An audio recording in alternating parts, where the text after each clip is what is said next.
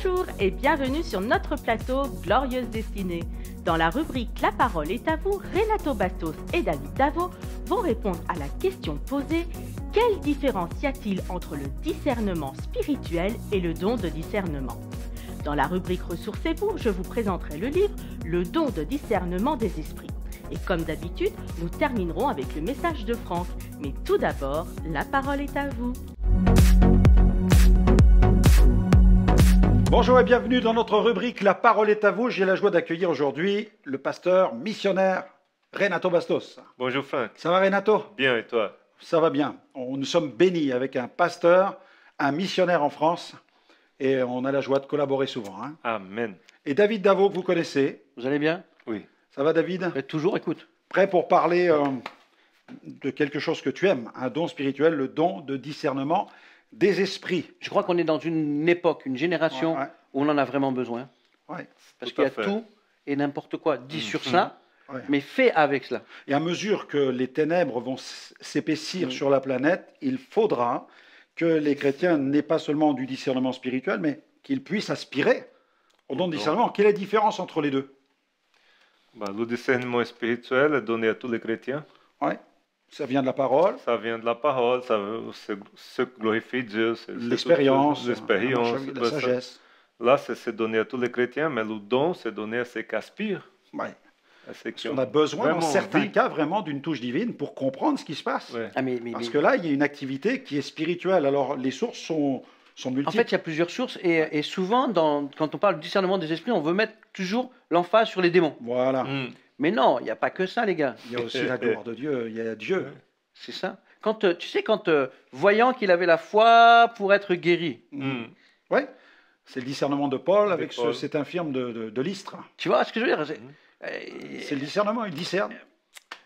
Donc là, il discerne qu'il y a un miracle potentiel qui est en cours. Exactement, c'est dans l'Ancien Testament, Élisée aussi. C'est ça. Quand il prie pour son serviteur. Ouvre-lui les yeux. Et là, le gars, il est scotché. Il voit la gloire de Dieu. Les chars de feu sur la montagne. Aspirez au don spirituel parce que Dieu veut vous montrer aussi sa gloire. Mais en même temps, on sait qu'il y a aussi un combat et qu'il y a aussi des ennemis. Alors, des démons, le diable, parfois des personnes mal intentionnées. Et c'est pourquoi nous avons besoin aussi de ce don pour discerner dans certaines situations qu'il y a une activité qui est diabolique. Et on le voit dans la parole de Dieu à plusieurs reprises. Moi, par exemple, une fois, une expérience. J'arrive à un 3e culte, je prends le micro, et puis je dis, voilà, il y a une personne, tu es au milieu de nous. Les médecins te disent que tu es folle. Ils ne te comprennent pas, tu as mal au dos, tu souffres de ton dos. Ils ne mettent pas de diagnostic et ils pensent que tu fabules. Mais c'est un esprit qui est derrière tout cela. Et je dis, ma sœur, et là, je vois. Et d'un seul coup, pom, c'est la sœur là. Je vais vers elle, je prie pour elle, et pas, elle n'a plus jamais eu mal. Donc là, ton témoignage est magnifique parce qu'il nous présente l'exercice de plusieurs dons spirituels. Donc déjà, tu donnes une parole de connaissance. C'est ça. Ouais. Une parole de connaissance sur une situation, tu donnes aussi de la sagesse, puisqu'il y a aussi une dimension de sagesse dans la parole que tu communiques. Et puis à un moment, il y a du discernement qui se manifeste. Et alors, comment la femme a-t-elle perçu tout cela? Dès que je dis ça, après je vois que c'est elle, je vais vers elle en fait, parce que je sais que c'est elle. Je vais vers elle, et puis je dis, tes douleurs partent. Maintenant, au nom de Jésus, libère-la. Et d'un seul coup, elle pleure. Parce qu'elle a vu que Dieu s'intéressait à tous les domaines de sa vie. Et là, c'est plus elle qui avait besoin, c'est plus elle qui pouvait discerner. Ça, c'était quelqu'un d'autre de l'extérieur qui vient, qui ouvre en fait en même temps ses yeux sur la réalité de l'amour de Dieu, aussi sur une démonstration de puissance, parce que depuis ce jour-là, elle a plus mal. Qu'est-ce qu'on peut dire à ceux qui nous écoutent, Renato, et qui voudraient discerner comme cela? Comment arriver à cela? Il faut déjà partir dans les impressions qu'on a dans notre esprit. Parce que Dieu parle aussi par des impressions. On a le sentiment, on a cette impression, on a à la fois une image, une vision, une image, une chose qui est claire pour nous, mais que le doute nous empêche d'aller plus loin. Et on résiste à ce que Dieu est en train de vouloir nous donner, parce qu'on doute du discernement, du don de l'esprit, parce que nous n'avons pas l'intimité ou la proximité avec ces dons qu'il faut. Il faut donc mettre l'accent sur la communion du Saint-Esprit. Sur la communion du Saint-Esprit, on prend place, aspirer le don et aller quand Dieu nous parle. Tout simplement, être sensible à sa voix, être sensible à les impressions qu'il met dans nos cœurs. Je reviens sur ces mots-là. Oui, mais tu as tout à fait raison. Parce que nous sommes des êtres, des créatures, je dirais, textuelles, visuelles et sensorielles. Certains, ils ressentent profondément, d'autres, ils le voient. Parce qu'on peut avoir une vision ouverte. C'est tout à fait normal. Dieu fonctionne en fonction des personnes. Hein. Je me souviens d'une expérience à ce niveau de discernement des esprits. Il y avait une personne qui est rentrée dans l'église et s'est nommée prophétesse du Seigneur, de l'Éternel. Donc, mais souvent, elle troublait les églises par... après, je suis qu'elle troublait les églises par où elle avait passé. Elle est rentrée, nous étions dans l'église, un bon culte, et elle se mit à parler en langue, mais parler en langue d'une façon qui dérangeait le fonctionnement du culte, quoi, qui dérangeait pendant la louange, criait plus fort que le micro, et là, tout de suite, je reçois la parole, c'est un démon, allez chasser-le. Donc, je descends de l'estrade. J'impose les mains et je vois des boules qui commencent à monter sur sa peau et elle commence à avoir de la sueur et à rigoler d'une façon très très forte. Et on chasse le démon, il s'en va. Après, on la met à part et on va travailler avec elle on a travaillé avec elle pendant quelques années. Elle a été libérée, voilà, et elle sert le Seigneur aujourd'hui avec un autre don. Elle n'a pas le don de prophétie, par contre.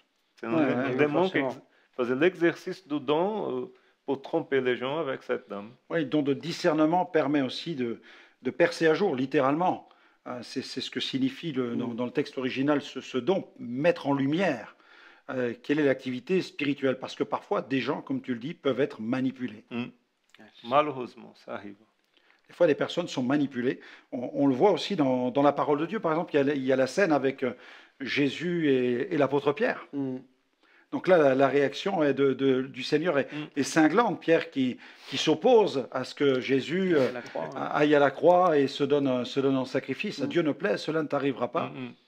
Et arrière de moi, Satan, car tes pensées ne sont pas celles de Dieu, mais celles des hommes. Donc là, Jésus avait discerné que les pensées étaient manipulées. On a aussi la scène des Samaritains, où les disciples envoient le feu. Et là, Jésus les reprend aussi. Vous ne savez pas de quel esprit vous êtes animés. Donc là, le don de discernement. Et là aussi, l'ennemi singe souvent l'œuvre de Dieu. Exactement. Hein? Et même dans le domaine du baptême dans le Saint-Esprit. C'est ça. Mais même quand tu parles de parler en langue, moi, je suis sûr que ça vous est tous arrivé. Quand vous avez entendu un parler en langue, toi, tu as les poils, tu as tout qui se dresse, tu es en alerte générale. Qu'est-ce qui se passe? Là, c'est vrai. Disponibilité opérationnelle. Tu dis, allez, bon. Puis tu attends un petit peu, puis à un moment donné, tu sais que là, c'est pas de Dieu, quoi. Tout à fait. Oui, on a une scène comme ça. On a déjà vu quelques cas comme ça où les personnes parlaient en langue, mais derrière, on sentait que la source n'était pas la bonne. Et dans l'exercice de votre ministère, vous avez pris conscience de la nécessité du discernement. À quel niveau? Toi, dans ton ministère de prédicateur ou Renato, en tant que pasteur, tu as besoin de ce don? On a besoin, je dirais à 100% quand même. C'est ça. C'est même pas moitié, à 100%, parce que le fonctionnement de l'Église, le fonctionnement du corps de Christ, le fonctionnement du royaume spirituel dépend de notre discernement. Sinon, on va être des cibles pour être trompés par l'ennemi. C'est pas un jeu. Hein. C'est pas un jeu. Ce matin, on a reçu quelqu'un qui voulait parler, et ma femme était en train de parler avec cette personne et tout. Et soudain, je reçois la parole, elle est là, mais elle n'écoute pas. Elle est là que de corps, avec son corps, mais son âme, son esprit n'écoute pas. Elle sait ce qu'elle va faire, elle sait qu'elle a envie de faire et elle ne veut pas changer son avis. Et je lui ai dit tout de suite, écoute, le Seigneur me parle là, que tu n'écoutes pas. Et je la vois changer le visage. Tout de suite, elle a renfermé le visage. Et je dis, si tu ne veux pas écouter ce que Dieu a te dit, on ne peut rien faire pour toi. Malheureusement. Et elle est partie, elle n'a pas voulu écouter. Donc là, c'est dans le domaine de tes entretiens sur le plan pastoral. Et David expliquait tout à l'heure dans le domaine de la guérison divine. Ou même moi. Parfois même en prêchant. Ouais, une fois je me souviens, pas forcément même en prêchant, mais tu descends de l'estrade, tu as prêché, tu as opéré dans ce que Dieu te demande d'opérer. Et puis un gars qui vient et dit voilà, j'aimerais travailler avec vous. Ça. J'aimerais travailler avec vous parce que je suis prophète. Mais il ne l'a pas vu venir. Tu vas lui dire non, tu ne sens pas du tout. Quoi. Non, tu n'as pas l'accord intérieur. Même tu dis, tout de suite le Saint-Esprit t'alerte en fait, en te disant non, il est pas, non seulement il n'est pas prophète, non seulement il n'est pas prophète, mais en plus il est dangereux parce qu'il veut abuser en fait. Oui, il veut. C'est ça. C'est comme quand il n'a pas les bonnes intentions. C'est comme quand les apôtres imposent les mains, il y a les baptêmes dans le Saint-Esprit. Tu as l'autre qui dit moi je suis prêt à payer pour avoir. Je suis prêt à payer pour. Eh bien voilà, vous voyez que le don de discernement, ce n'est pas une option, c'est l'onction et on en a vraiment besoin. Aspirez à ce don. Voilà, merci à vous. On laisse la place à Liliana qui continue à nous encourager avec sa rubrique Ressourcez-vous, toujours dans cette thématique du don de discernement. Voilà, et on se retrouve bientôt. Au travers de ce livre, Le don de discernement, Franck répond aux principales questions que nous pouvons nous poser sur ce sujet, mais il nous invite aussi à vivre ce don dans le cadre de différents ministères et services. Ce livre vous intéresse? Alors rendez-vous sur notre site internet www.gospelvision-international.com pour le commander. Et je laisse la place à Franck. Explorons les différents domaines du discernement des esprits. C'est tellement important de comprendre dans quelle sphère Dieu nous permet de discerner. Il y a quelques années, je me trouvais dans un pays d'Amérique latine. J'avais eu un long vol, bien fatigué. La voiture m'emmenait donc vers le lieu d'évangélisation et le chauffeur, en arrivant vers cette grande ville, eh bien, me dit « Frère Alexandre, est-ce que vous voyez ce que je vois? Est-ce que vous ressentez ce que je ressens ?» J'étais plutôt encore dans le décalage horaire, fatigué du voyage. Je ne ressentais pas vraiment grand-chose. Et immédiatement, le chauffeur en vient me dire « Ne voyez-vous pas tous ces démons qui dominent cette ville ?» Et dans leurs griffes, il avait une vision des puissances de ténèbres qui dominaient cette ville. Il me dit « Mais pourtant, vous êtes un serviteur de Dieu, vous devriez voir ce que je vois et ressentir ce que je ressens. » Et je lui dis, vous savez, ce que je ressens, c'est les 12 heures de voyage que je viens d'avoir, et je préfère davantage ressentir la présence du Saint-Esprit que la présence des démons. Je crois qu'il nous faut aussi faire attention à ne pas tomber dans une conscience exacerbée sur la présence et l'emprise du diable sur la planète. Moi, je crois que la Bible dit, le monde gît sous la puissance du malin. C'est écrit dans la parole, et je le crois, mais je crois surtout que Jésus a autorité sur les puissances des ténèbres et qu'il nous a aussi donné l'autorité sur la puissance des démons. Et je préfère vivre dans la conscience de l'omnipotence, l'omniprésence, l'omniscience de Dieu et la toute-puissance du ministère du Saint-Esprit. Amen, amen. Il est nécessaire que nous puissions considérer tous les domaines du discernement. Trop souvent, nous pensons que le don de discernement n'est donné que pour identifier les puissances de ténèbres qui sont en train de travailler dans tel ou tel domaine. Non, le don de discernement, c'est cette capacité surnaturelle qui nous est donnée de façon instantanée par le Saint-Esprit pour discerner si telle activité est d'origine divine, angélique, satanique, démoniaque ou humaine. C'est un don spirituel, une capacité surnaturelle. Et nous voyons dans la parole de Dieu que ce domaine du discernement touche le domaine de l'Esprit de Dieu. Nous avons cette scène où Élie, le sacrificateur, sut discerner le phénomène divin lorsque le jeune Samuel vint l'informer au sujet de cette voix qu'il entendait, qu'il appelait par son nom au cours de la nuit. Et il n'eut aucun doute quant à l'origine divine de cette voix. Le jeune Samuel était au service de l'Éternel. Nous trouvons ce passage dans 1 Samuel chapitre 3, versets 1 à 10. Il était au service de l'Éternel devant Élie. La parole de l'Éternel était rare en ce temps-là, les visions n'étaient pas fréquentes. En ce même temps, Élie, qui commençait à avoir les yeux troubles et ne pouvait plus voir, était couché à sa place, la lampe de Dieu n'était pas encore éteinte et Samuel était couché dans le temple de l'Éternel où était l'arche de Dieu. Alors l'Éternel appela Samuel, il répondit « Me voici ». Il courut vers Élie et dit me voici car tu m'as appelé. Élie répondit, je ne t'ai point allé, retourne te coucher. Je ne t'ai point appelé, retourne te coucher. Et il alla se coucher. L'Éternel appela de nouveau Samuel. Samuel se leva, alla vers Élie et dit, me voici car tu m'as appelé. Élie répondit, je ne t'ai point appelé, mon fils, retourne te coucher. Samuel ne connaissait pas encore l'Éternel, et la parole de l'Éternel ne lui avait pas encore été révélée. L'Éternel appela de nouveau Samuel pour la 3e fois, et Samuel se leva, alla vers Élie et dit, me voici, car tu m'as appelé. Élie comprit que c'était l'Éternel qui appelait l'enfant. Il dit à Samuel, va, couche-toi, et si l'on t'appelle, tu diras, parle l'Éternel, car ton serviteur écoute. Et Samuel alla se coucher à sa place, l'Éternel vint et se présenta, et il l'appela comme les autres fois, Samuel, Samuel. Et Samuel répondit, parle, car ton serviteur écoute. Samuel devait apprendre à discerner l'Esprit de Dieu. Il devait apprendre à discerner ces moments où Dieu lui parle. Il nous faut apprendre cela.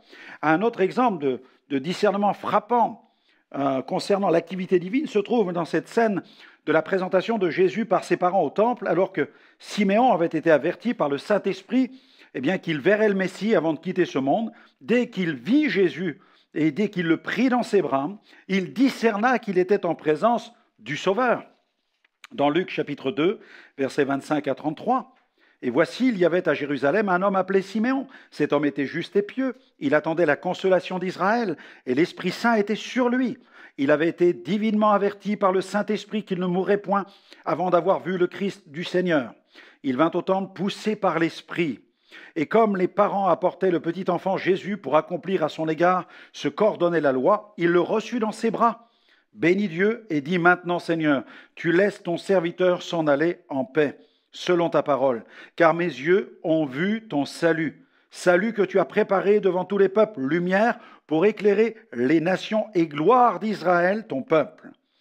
Son père et sa mère étaient dans l'admiration des choses qu'on disait de lui. Amen. Gloire au Seigneur. L'Esprit de Dieu est à l'œuvre dans bien des domaines de notre service, de l'activité de l'Église, ou alors des œuvres dans le domaine de la mission et de l'évangélisation. Et il nous faut donc apprendre à fonctionner avec Dieu. Ceux qui sont fils de Dieu sont conduits par l'Esprit de Dieu. Amen. L'Esprit de Dieu veut agir, l'Esprit de Dieu veut travailler avec nous. La Bible dit, et Jésus l'a promis, et l'Écriture déclare, le Seigneur travaillait avec eux. Il nous faut donc apprendre à discerner la présence de Jésus, ce Jésus qui travaille avec nous. D'ailleurs, lorsque Pierre se rend au chevet d'un infirme nommé Aîné, au moment où il s'approche de son lit, qu'il proclame cette parole, il dit « Aîné, Jésus te guérit ». Jésus te guérit. Alléluia. Oh, alléluia, c'est extraordinaire. Pierre avait cette conscience de la toute-puissance de Dieu, de la présence de Dieu. Il avait aussi cette révélation intérieure que Jésus était maintenant à l'œuvre pour accomplir le miracle et délivrer cet homme de son lit d'infirmité. Il l'a discerné. Gloire à Dieu. Nous voyons aussi l'apôtre Paul, lorsqu'il prie pour cet infirme de naissance à Lystre, cet homme écouté parlait Paul, et Paul, en regardant cet homme, voyant qu'il avait la foi pour être guéri. Nous sommes là dans le domaine du surnaturel, dans le domaine du divin, le surnaturel divin. Amen. Nous ne sommes pas avec des démons non, nous sommes là face à l'action de Dieu, et Paul discerne. Il a le don de discernement. Et il va donner, ce don de discernement d'ailleurs va lui procurer la foi à Paul, oui, parce que le don de discernement lui communique la révélation, il perce à jour l'état du cœur de cet homme. C'est important le discernement, parce que Paul discerne, il est convaincu de ce que l'homme vit à l'intérieur. Et parce qu'il a cette conviction de l'état de cœur de cet homme, ça amène Paul dans une position de foi, il va vivre le don de foi. Et le don de foi va supporter ce don d'opération de miracle, puisque Paul va lui commander de se lever, et l'homme va se lever, il va être guéri. Nous avons là la dynamique des dons spirituels, avec la participation glorieuse du don de discernement des esprits. Gloire à Dieu. Il y a aussi ce domaine des gloires célestes. On se souvient de cette scène dans l'Ancien Testament, dans 2 Rois chapitre 6, avec les Syriens qui s'attroupent pour attaquer le peuple d'Israël, et tout à coup, le prophète de Dieu va recevoir la vision, ses yeux sont ouverts et il voit l'armée de l'Éternel sur les collines avec les chars de feu. Mais le serviteur du prophète, lui, est tout tremblant, il est terrorisé, mais Élisée est dans la foi parce qu'il a reçu la parole de Dieu. Vous allez me dire, pasteur, mais où est la parole de Dieu? Bien, par la vision, parce que Dieu parle tantôt d'une manière et tantôt d'une autre. Et quand je vois, si Dieu me donnait de voir une armée avec des chars de feu sur une colline, je peux vous assurer que j'entendrai la voix de Dieu. Là, je recevrai cette vision comme étant un message que Dieu me transmet. Dieu me dit qu'il est là. Quand on voit la gloire de Dieu avec des chars de feu, Dieu nous parle, il parle à notre cœur, il nous dit, tu as la victoire, je suis avec toi, la bataille est déjà gagnée. Et le serviteur était tremblant, parce qu'il ne voyait pas ce que le prophète voyait. Mais le prophète a prié, et il a demandé à l'Éternel, responsable de l'orchestration de ce combat spirituel et de l'envoi de ces troupes armées, il a prié l'Éternel des armées, et il lui a demandé d'ouvrir les yeux de son serviteur. Et quand les yeux du serviteur se sont ouverts, il a vu combien l'armée de l'Éternel était toute puissante avec son serviteur. Alléluia. Franck, dans cette série de livres sur le Saint-Esprit, je vois ce titre, le don de discernement des esprits. Peux-tu nous en dire plus? Eh bien oui, c'est un don spirituel qu'il ne faut pas confondre avec le discernement spirituel dont chaque chrétien doit faire preuve. Le don de discernement des esprits est une manifestation surnaturelle de l'esprit qui se produit dans une situation bien précise. C'est un don de révélation. Alors, il permet de discerner quoi exactement? Il permet de discerner les sources qui sont actives dans certaines situations. S'agit-il de l'Esprit de Dieu? S'agit-il des démons, de l'esprit humain ou d'agents des ténèbres, etc. Et qui peut recevoir ce don? Les dons spirituels sont le privilège des rachetés. Si quelqu'un a véritablement reçu Jésus comme sauveur, il peut aspirer au don spirituel. Et est-ce que ce don est utile dans le domaine de la délivrance des personnes tourmentées? Tout à fait, il est fondamental car il permet de recevoir la révélation qui va nous permettre ensuite d'opérer le plus efficacement possible.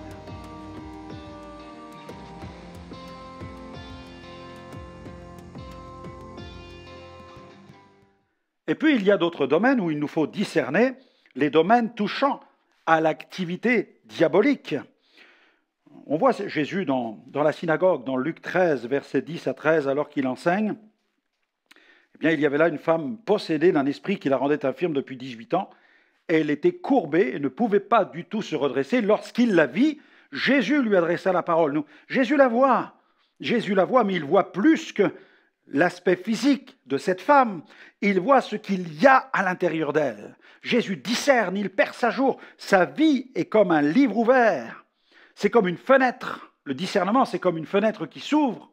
C'est comme une conviction qui ouvre notre cœur et qui ouvre le monde invisible. Notre cœur est ouvert par cette conviction. Et Dieu nous permet de voir ce qui se passe dans l'invisible. Et comme nous voyons ce qui se passe dans l'invisible, notre conviction s'enracine qu'il y a une œuvre, soit de Dieu, ou alors dans ce cas, d'un esprit qui rendait cette femme infirme et malade. Et Jésus lui adressa la parole et il lui a dit « Femme, tu es délivrée de ton infirmité », il lui imposa les mains et à l'instant même, elle se redressa, gloire à Dieu. Vous voyez, notre cœur, par le don de discernement, notre cœur s'ouvre. Et par le don de discernement, le monde invisible s'ouvre. Dieu est celui qui révèle.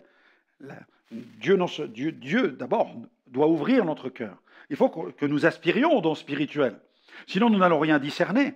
Donc déjà, l'aspiration, c'est un désir d'ouverture du cœur. Je désire dans mon cœur être ouvert à l'action de Dieu. Je désire recevoir les messages de Dieu. Je désire discerner. J'aspire à discerner.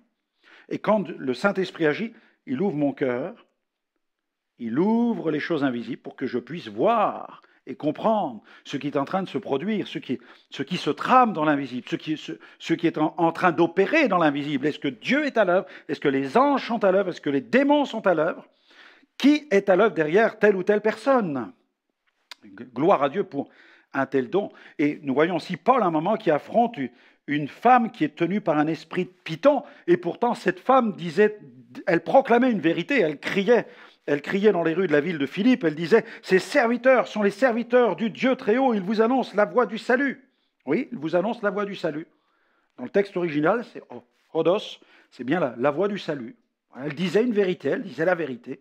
Mais alors, pourquoi une telle femme, tenue par un mauvais esprit, pouvait-elle dire une vérité? Quel était l'avantage pour les ténèbres de proclamer une telle vérité, eh bien, il nous faut comprendre le contexte de ces servantes qui, à cette époque, dans le temple de Delphes, ces servantes étaient consacrées au temple et elles étaient habitées par des démons, mais la population pensait que... La population n'imaginait pas qu'il s'agissait de démons. Pour la population, il s'agissait de l'esprit d'une divinité. Donc la servante, entre guillemets, servante prophétesse, fausse prophétesse, était habitée par l'esprit, par un démon. La population pensait qu'il s'agissait de l'esprit d'un dieu.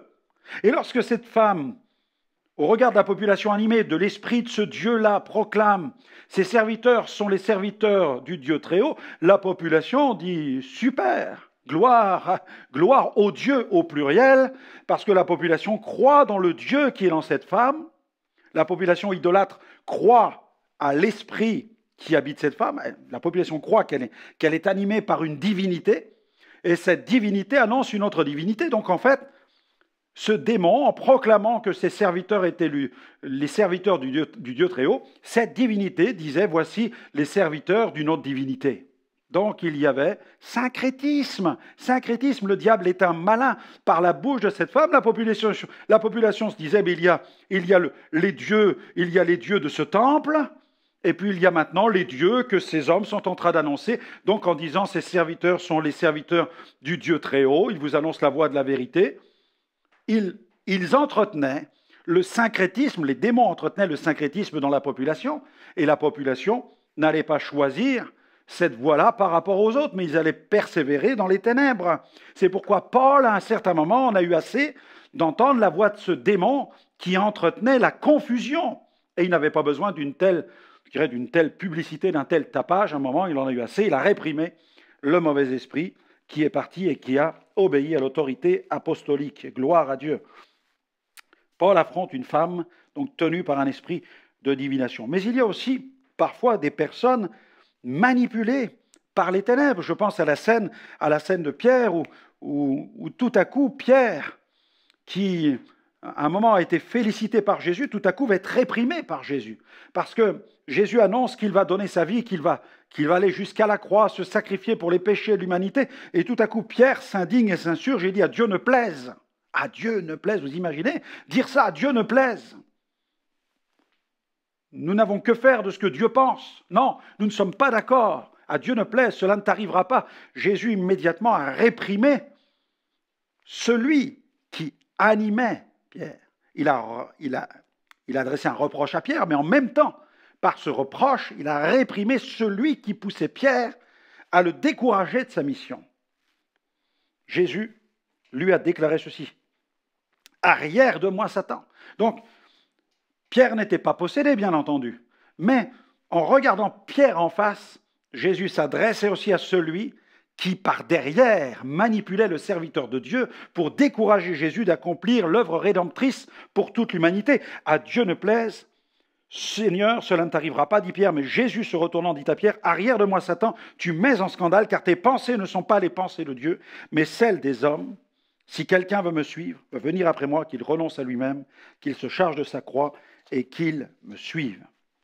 Amen. Donc, réalisons bien tous ces domaines qu'il nous faut, dans lesquels nous sommes appelés à discerner, et le Saint-Esprit, lui, veut nous conduire, veut nous remplir pour que nous discernions l'œuvre de Dieu, l'œuvre de l'Esprit de Dieu, la manifestation des gloires, l'œuvre de Satan, l'œuvre obscure de Satan et de ses démons, mais aussi ce qui anime parfois certaines personnes dont les pensées peuvent être très pertinentes, mais qui finalement nous éloignent et nous détournent du plan que Dieu a prévu pour nous. Discernons avec l'aide du Saint-Esprit.